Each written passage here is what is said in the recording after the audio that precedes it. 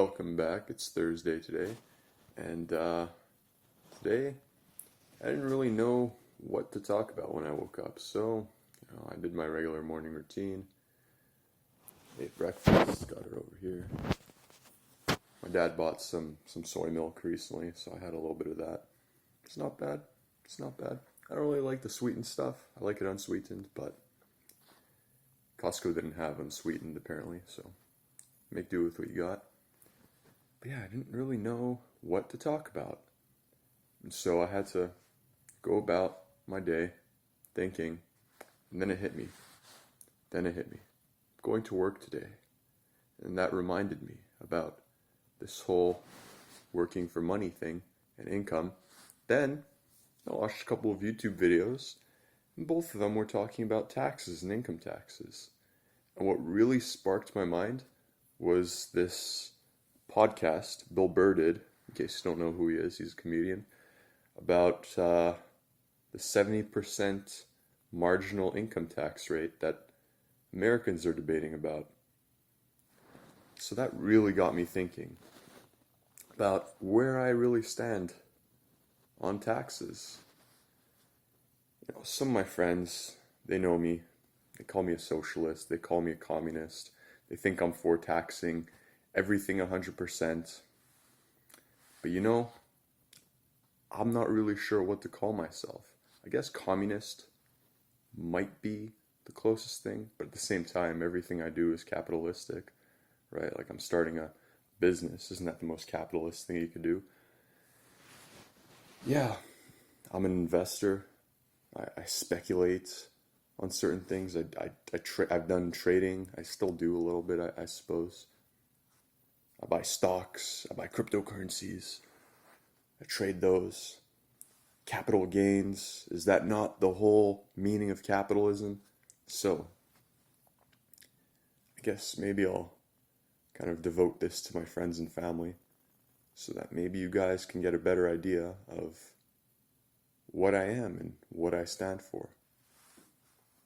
So here goes my little rant, completely off the cuff.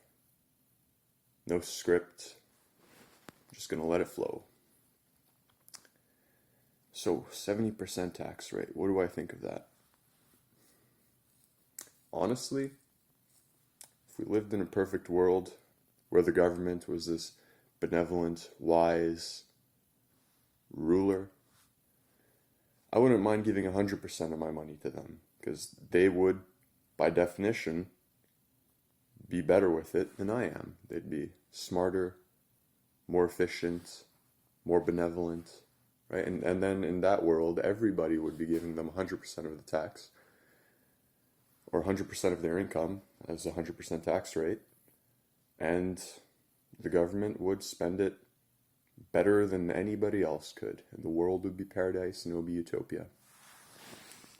But in reality, we all know it's not like that. So then, what do we do? What do we do? Well, I've got some ideas. Certain things people don't talk about very often, so maybe I sound crazy to some of my friends at times. It's probably why they call me a communist. But I think the world can work without money, without any sort of concept of money. Now, that would be very, very hard to imagine for some, because we're so ingrained in this world of money. We trade our time for it. That's what we do when we work as an employee. Every hour equals a certain number of dollars, or euros, or yen, or whatever, wherever you're from. Here in Canada, we've got Canadian dollars. There's US dollars, gold standard for the world, but nobody can imagine a world without money. Well, I'm sure some people can. I can. Some of my friends can. But it's hard. It's hard to do that when we've literally been raised our whole lives thinking, working for money. And so then, what about governments? What do they do? Well, I talk about central authority, centralization. how that centralization of power doesn't work because it's so easy to corrupt. All you need to do is corrupt one thing. Then the whole system falls apart. And of course, why wouldn't it? If you have infinite power, what would you do?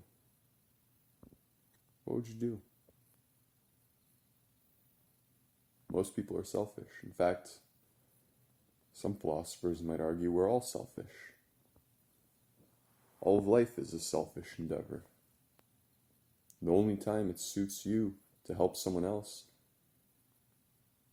is when it gives you a greater reward than just simply taking for yourself.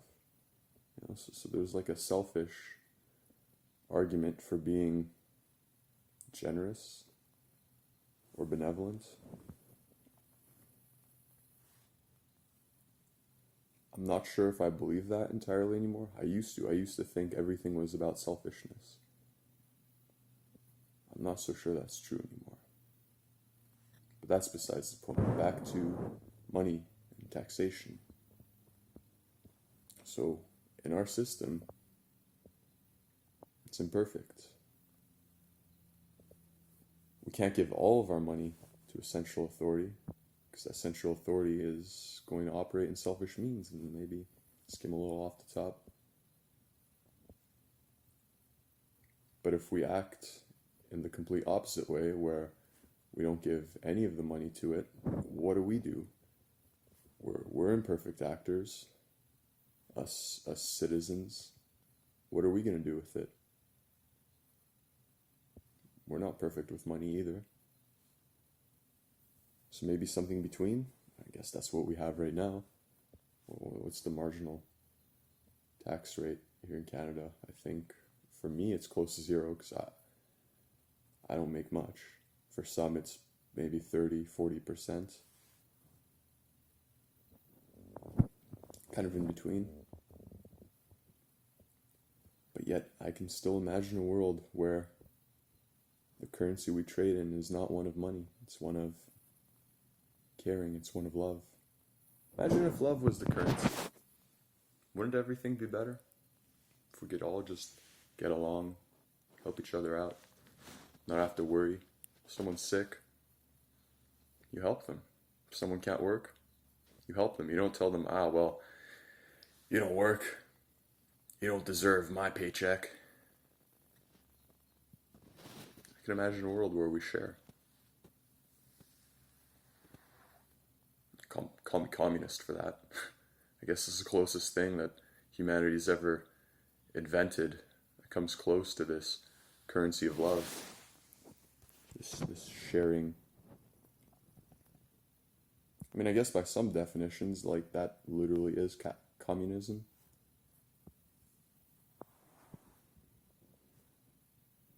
So long as we live in a capitalist society, I guess that's what I'll have to work with. So then don't call me a communist if my actions are capitalistic.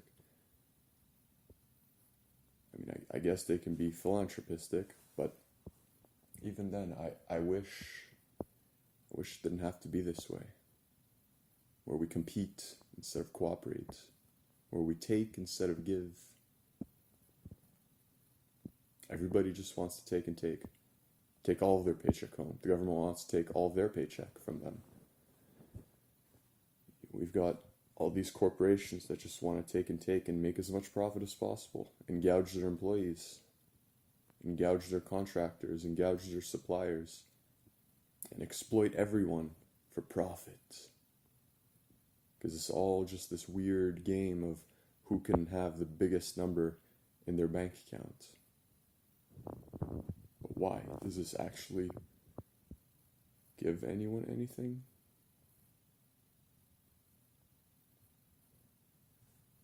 That's why. To me, success is internal. What do I need all this stuff for? I don't need 20 bikes. I don't need 10 sports cars. I don't need 10 mansions. I don't care about that. Hell, I'd be happy with like a single room like this. If this is all I had, just one room, and then the rest of a small little apartment I shared with roommates, I'd be perfectly happy with that. That's essentially what I do here. You know, my family, they're my roommates essentially. We have a shared kitchen space, shared bathrooms. But then we're expected to move out and get our own stuff.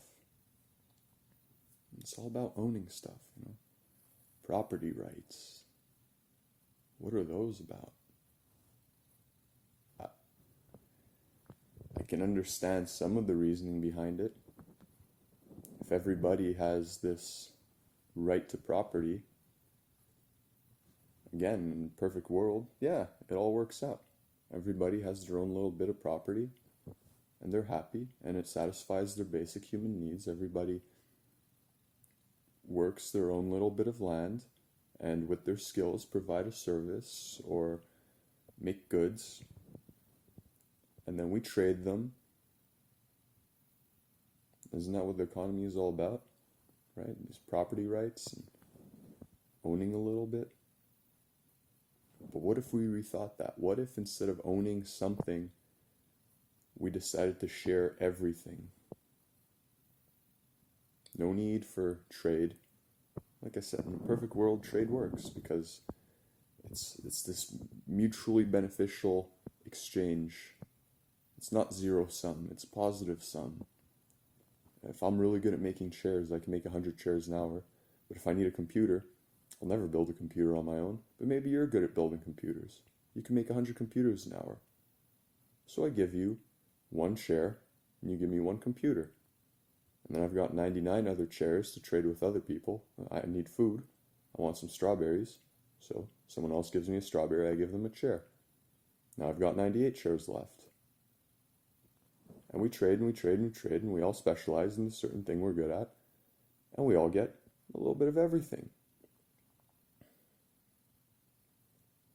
But in reality, I've noticed that this kind of trade doesn't necessarily work because certain people get left behind. Some people, for whatever reason, maybe never find that specialty that they're super good at, or they get stuck working for someone else and doing the majority of their work for somebody else. That's what being employed is essentially, right? Use all your time, and maybe 10% of your value that you generate, you get to keep. The rest of it goes to your employer because, boy, that was a huge risk he took or she took to employ you. Bit off topic here, but back to this trade thing. And then what I notice is that there's these like runaway reactions where suddenly the riches kind of get centralized. It's happened under socialism and communism. Forceful centralization. The government seized all means of production. That's not what communism is about. Communism, there shouldn't be a government. It's run by the people. But how do you start it? You forcefully seize everything. You forcefully centralize everything. And then the ruler isn't benevolent or infinitely wise. They fuck it all up. Under capitalism, same thing. Under free trade, same thing. Eventually, you get like these super dominant forces where for them to kind of grow a bit, it costs them less. How can I explain this? So everyone can understand. There's like a crossover point. So the cost of acquiring a new customer, let's say, or a new trade partner is kind of linear. It's a straight line. The cost goes up. If you need 10 people to trade with, you need 10 objects to give out. 100 people to trade with, 100 objects to give out. Right? It grows linearly to acquire new trade partners, new assets. But the value each of these new trade partners gives you isn't linear, it's exponential. So at some point, you kind of run away from all of your competition. Look it up. It's called network effects, where essentially your network outpaces the cost of growing your network. So the benefit you receive per each edition outpaces the cost of each new edition. So at some point, nobody can compete with you. Competition becomes irrelevant because you're on this super runaway reaction where you shoot off into infinity. And this is what happens under capitalism too. That's why you see all of these corporations becoming these giant monopolies, because at some point nobody can compete with them.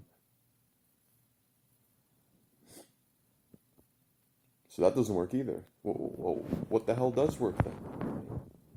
Socialism hasn't worked, communism hasn't worked, capitalism kind of works, but really doesn't work. I think the real change is going to happen in here. Once people realize there's more to success than just what's out there in the world. It's internal. Right? I speak about the currency of love. If everybody traded in that, if everybody participated, if everybody helped each other, if we all shared things instead of trying to own things, instead of exploiting, we tried to be sustainable, we'd see a much different world. So at the end of the day, am I going to pay my taxes? Yeah. Kind of have to. Do I want to pay them? No. Definitely not. Is it for the reasons that most people might think? No. It's not because I'm greedy. It's because I don't want to live under this kind of system where my money gets taken by some other entity who may or may not spend it better than I can. If I don't know if they're going to spend it better than me, why should I give it to them? If they spent it better than me, yeah, for sure. Like I said, in a perfect world, we'd have an infinitely wise government, infinitely wise ruler, and they'd know how to spend the money better than me or anybody else could. So I'd give it all to them because they would know better, but they don't. But they don't.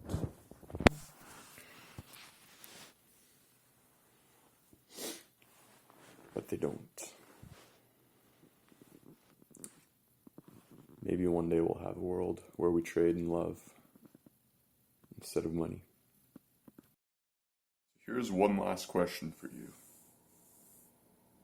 Does it, and if it does, why, does it make you happy to have more than somebody else?